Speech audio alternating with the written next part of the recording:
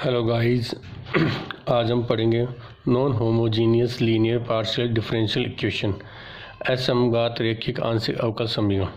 इसमें देखते हैं consider the non homogeneous partial differential equation, अर्थात इसे इस टाइप से रिप्रेजेंट किया जाता है एफ डी डी डेस डेट equal to F X comma Y. इसे अपन इक्वेशन फर्स्ट गेन करते हैं।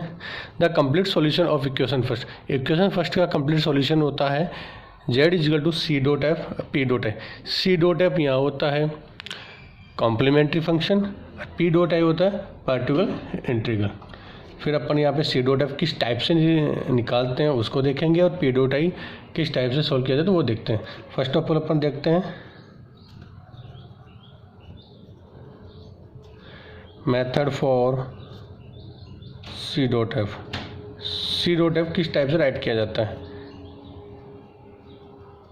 Factorise F D D dash equal 0 into linear factors.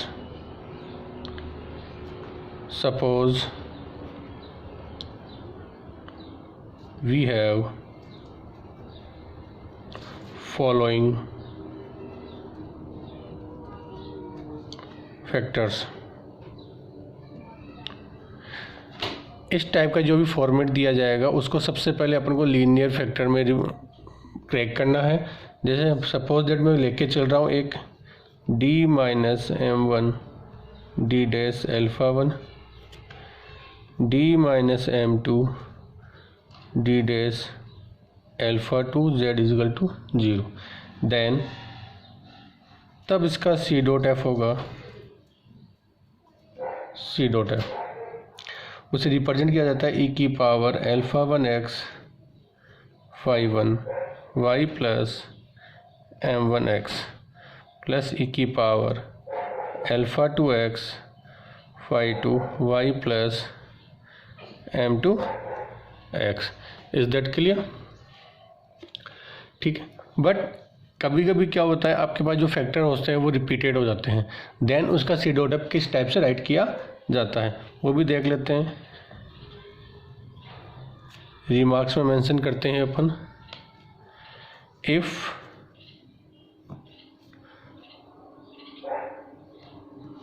Linear factors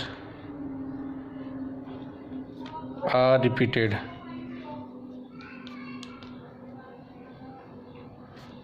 इस अगर आपके पास कोई लीनियर फैक्टर हो वो रिपीटेड हो जाए तब क्या होगा,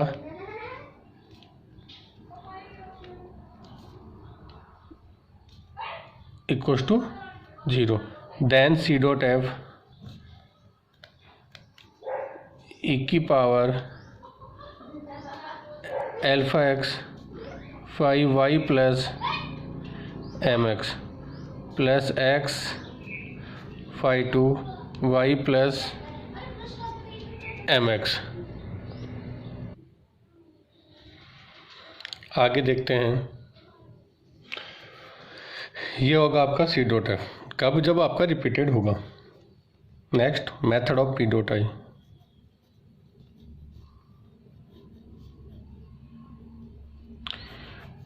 गाइस पी डॉट आई निकालने का मेथड होता है जो अपन ऑलरेडी पहले पढ़ चुके हैं। अपन पढ़ के आए हैं पी डॉट आई के लिए, बट उसको वापस मैं रिपीट कर रहा हूँ किस किस टाइप से होता है। फर्स्ट मेथड है अगर when F D D dash ई की पावर ए एक्स प्लस बी वाई। इस टाइप से आपके पास कोई क्वेश्चन हो तो उसको कैसे राइट किया जाता है, 1 अपॉन एफ एक बी, दैट इज डी की जगह तो एक्स का कोफिशिएंट सबमिट किया जाता है और डी डैश की जगह वाई का कोफिशिएंट, बट ई की power X plus B Y. Special condition होती है इसकी व्हेन जब F A comma B are not equal 0। जब अपन क्या है एक्स के जगह ए और वाई की जगह बी सब्स्टिट्यूट करने पर अगर ये 0 नहीं हो रहा हो तो ही ये कंडीशन अप्लाई होगी, अदरवाइज नहीं होगी। तो अगर 0 हो तो क्या होगा वो भी देख लेते हैं। If F A comma B equal 0। अगर डी की जगह ए वैल्यू और डी डेज की जगह बी वैल्यू सब्स्टिट्यूट करने पर अगर वो 0 होता है तब क्या करते हैं, then 1/f D comma D dash 1/f D comma D dash e की power x plus B Y equal e की power ax plus B Y. ये टर्म आगे आ जाती है और ये टर्म राइट होती है d plus A comma D dash plus B. Is that clear? First method, ये फर्स्ट टाइप का हो गया। आगे देखते हैं टाइप सेकंड। सेकंड टाइप में क्या देखेंगे अपन, 1/f D square D D dash का होल स्क्वायर और sine ax plus B Y. इसको सॉल्व करने के लिए कंडीशन वही होती है, ये कंडीशन भी वही होगी जब नॉट इक्वल टू 0। इसकी कंडीशन पर राइट कर देता हूँ मैं, f minus A square minus A B minus B square is not equal 0 होगा तो ही होगा। यहाँ पे साइन हो या कोस हो, दोनों के लिए एक ही कंसेप्ट है, तो इसे राइट कर सकते हैं 1/f minus A square minus A B minus B square और sine ax plus B Y. As it is होगा, अगर यहाँ कोस होगा तो same as it is concept है।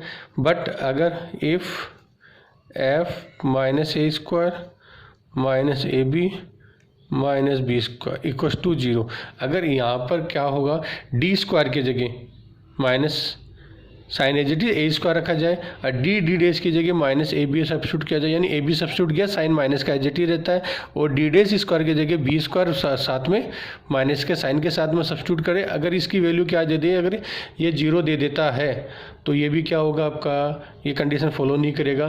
तो सेकेंड नेक्स्ट कंसेप्ट अप्लाई करते हैं, वो देख लेते हैं। 1/f D square D dash square और साथ में आएगा आपका साइन ले लेता हूँ एक बार और एक बार कोस लेके बात करते हैं।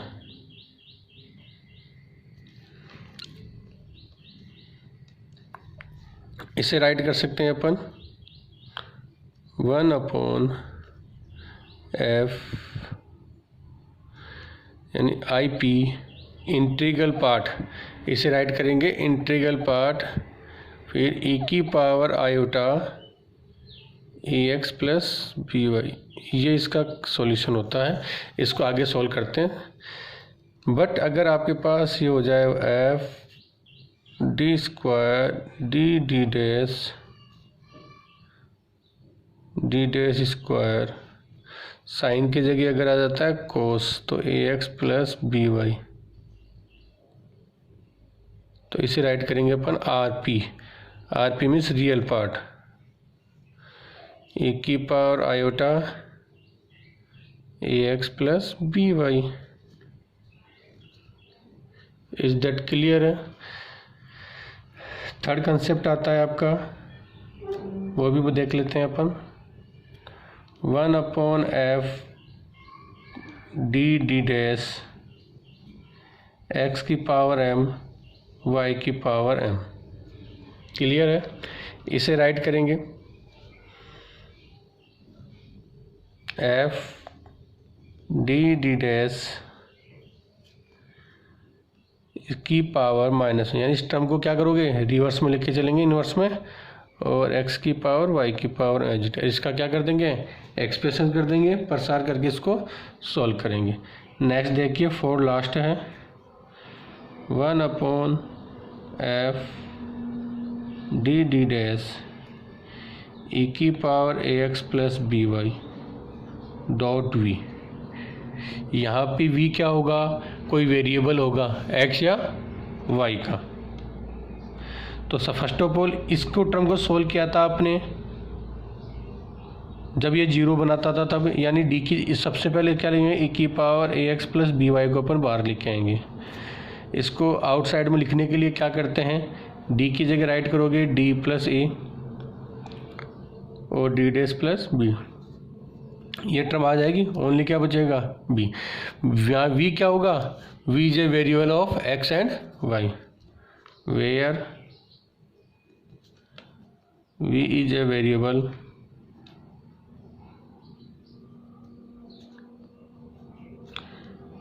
X and Y.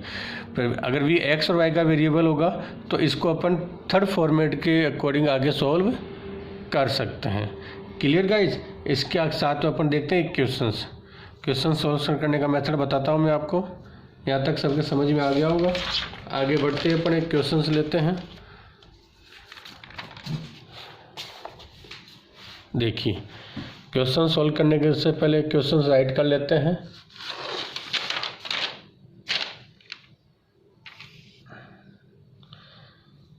देखिए, क्वेश्चन है अपने पास d minus D dash minus 1, फिर है d minus D dash minus 2 और आ गया z इक्वस टू e की power 3x minus Y plus x। देखिए कैसे सॉल्व होगा। सबसे पहले सॉल्व करने के लिए अपन को क्या करना पड़ेगा, इसको उसके इक्वेशन के अकॉर्डिंग कंसेप्ट मान के इक्वेटिंग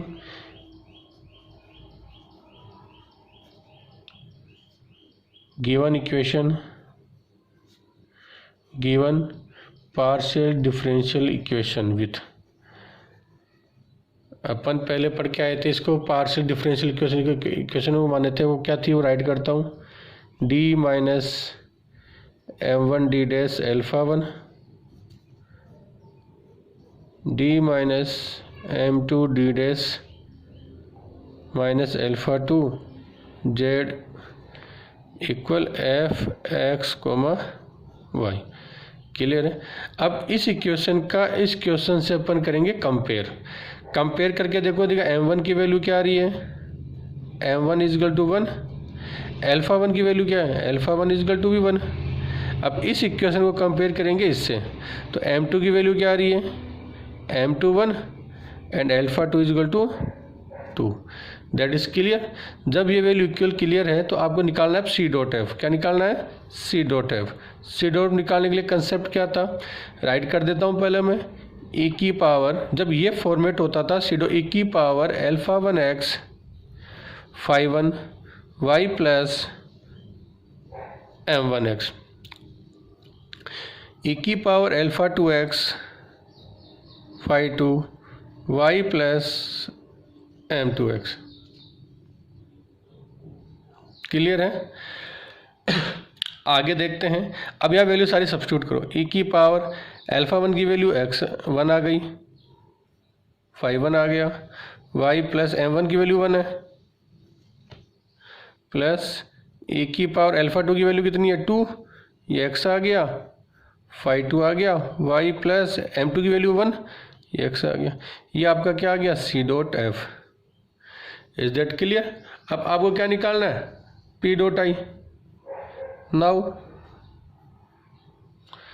पी डॉट आई इसको सबसे पहले राइट करते हैं 1/f डी डी डैश के फॉर्म में। तो ये आपका, ये इसको राइट करोगे d minus D dash minus 1, next है d minus D dash minus 2। Clear है, हो गया राइट। इसका और क्या था, यहाँ पे क्या लिखोगे, एफ एक्स वाई की वैल्यू क्या है, e की power 3x plus Y plus X. Is that clear.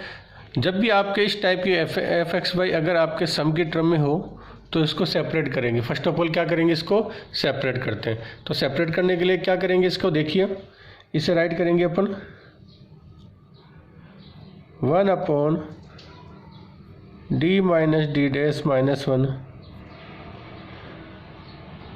d minus D dash minus 2, e की power 3x plus Y plus 1/d minus D dash minus 1, d minus D dash minus 2 और यहाँ आ जाएगा only for x. Clear है। अब आपको मैंने एक format बताया था, उस फॉर्मेट के अकॉर्डिंग इसको सोल्व करते हैं। फर्स्ट का फॉर्मेट मैंने बताया था आपको, ये वाला याद कीजिए।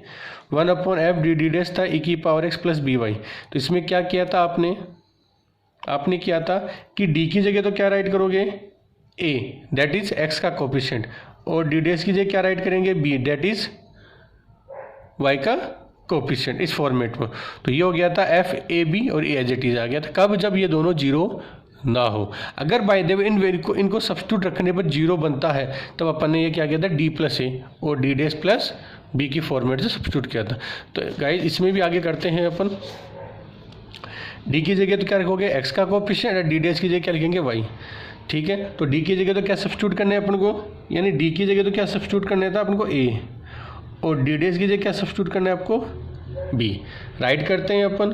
तो ये हो गया 1/, राइट किया तो क्या हो गया, d की जगह क्या रखोगे, 3 माइनस का साइन, d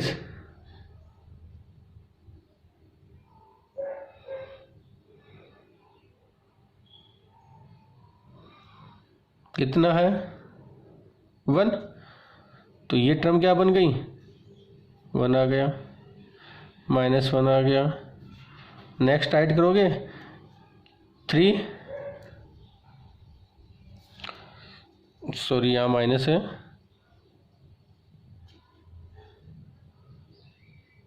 क्वेश्चंस में माइनस था तो यहाँ माइनस होगा। तो क्या आया, माइनस, और ये टर्म आ गई माइनस, ये 3 आ गया, -1 आ गया, और ये -2 आ गया। अब इसको सोल्व करते हैं, ये टर्म एज इट इज हो जाएगी, e⁻3x - y रह जाएगा, प्लस इस टर्म को राइट करो, ये टर्म एज इट इज। यहाँ से क्या करोगे, यहाँ से अब ये था नेक्स्ट फॉर्मेट यानी आपके x वाली टर्म वाला, ये वाली टर्म का। इस टर्म को सोल्व करने के लिए, ये वाली टर्म का, इस टर्म को जब सोल्व करते हैं तो उसके लिए क्या करोगे आप, सबसे पहले तो यहाँ से कोफिशिएंट यानी जो कांस्टेंट टर्म होती है वो 1 होनी चाहिए, पॉजिटिव, यानी आपके पास 1+ की फॉर्म का कोई भी फॉर्म है, 1+ xd मान लो, d मान लो, इस टाइप की फॉर्मेट का कोई भी कंसेप्ट बनना चाहिए। तो यहाँ से कॉमन ले लिया मैंने -1, तो ये -1 बाहर आ गया, और यहाँ से कॉमन लूँगा मैं -2, तो ये -2 बाहर आ गया। जैसे कॉमन सेपरेट लिया तो ये तो हो गया 1 + d - d, same as it is बनेगा 1 + d/2 - d/2, और ये आ गया x। इसको सोल्व किया तो ये हो गया जो प्लस का 1, ये कैंसिल हो गया, 3 आ गया, ये +1 4, और ये कितना हो गया 1/6 हो जाएगा टोटल। यानी चलो मैं पूरा राइट कर देता हूँ, प्लस ये हो गया 1/2। अब इस क्वेश्चन को जब सोल्व किया आपने, तो इसको सोल्व करते हो तो क्या होगा, इसको ऑपरेट ऊपर ले जाएंगे, 1 + d - d की पावर -1, और 1 + d/2 - d/2 की पावर -1, और साथ में आ गया x। ये टर्म हो गई आपके पास 1/6 आ गया, e⁻3x - y हो गया, प्लस 1/2 हो गया। इसको ऑपरेट करेंगे 1 + x + x² + x³ ऑन सोन तक। तो बेसिकली अगर यहाँ पे अगर जो भी वेरिएबल उसकी पावर 1 हो तो इस टर्म को 2 टाइम ऑपरेट करना है, अगर पावर 2 हो तो 3 टाइम ऑपरेट करना है। तो इसको राइट कर सकता हूँ मैं 1 + d - d plus d - d का होल स्क्वायर, प्लस डॉट। ये टर्म तो अपन यहाँ तक कर दिए। नेक्स्ट को लेकर चलते हैं, तो इसको लिखेंगे 1 + d/2 d/2 प्लस d इसका होल स्क्वायर, और ये टर्म एज इट इज, और साथ में इसके मल्टीप्लाई में क्या लिख देंगे अपन, x जो मैं नीचे लिख रहा हूँ इसके मल्टीप्लाई टर्म में है।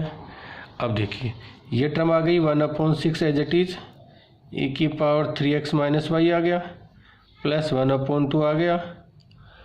ठीक है, इसको जब सोल्व करते हैं तो ये टर्म जो सोल्व होने के बाद कंप्लीट सॉल्यूशन जो दोनों टर्म को होगा इसका और इसका, वो दोनों में राइट कर रहा हूँ 1 + d आएगा। और साथ साथ में देखो इस टर्म का तो क्या हो गया, ये 1 एज इट इज मल्टीप्लाई किया, 1 को इससे मल्टीप्लाई किया और इस टर्म को इससे सोल्व कर लिया इसमें कंप्लीट से। क्यों, यहाँ पे क्या है, ओनली x का कोफिशिएंट है तो y की टर्म तो अपन को लेनी ही नहीं है, दैट इज d डैश अपन को लेना नहीं है, x dx/2। अब इस टर्म को सोल्व करना है तो इस टर्म को सोल्व करने के लिए देखिए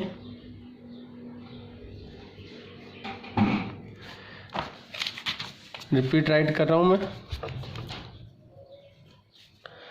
1/6 e⁻³ + y आ गया प्लस 1/2 1 - d और x - 1/2। ये x - 1/2 क्यों आएगी, लास्ट टाइम ये x dx/2 था अपने पास, इससे जस्ट बिफोर जो स्टेप थी अपने पास वो थी x as it is. D का मीनिंग होता है डिफ्रेंशिएशन, x का डिफ्रेंशिएशन अगर x के रेस्पेक्ट करते हो, आपको बताया था मैंने पहले भी कि d का मीनिंग होता है del/del x और d डैश का मीनिंग होता है del/del y। तो इस x के रेस्पेक्ट जब पार्शियल डिफ्रेंशिएशन करते हैं तो 1 हो गया, तो ये आ गया 1/2। इस दैट के लिए जब इसको सोल्व आगे करेंगे तो 1/6 आ गया, e⁻³ + y हो गया प्लस 1/2 आ गया। अब इसका देखो ये तो x एज इट इज हो गया, इसको मल्टीप्लाई किया x आ गया, ये इससे गया तो कितना आ गया -1/2। इसका डिफरेंशिएशन करो -1 और इसका डिफरेंशिएशन करो कितना आ गया 0। कंप्लीट सोल्व किया तो क्या बन गया e⁻³ + y 1/6 आ गया प्लस x/2 - 3/2 आ गया, ये p डॉट आ गया। तो आपको क्या करना है, हैंस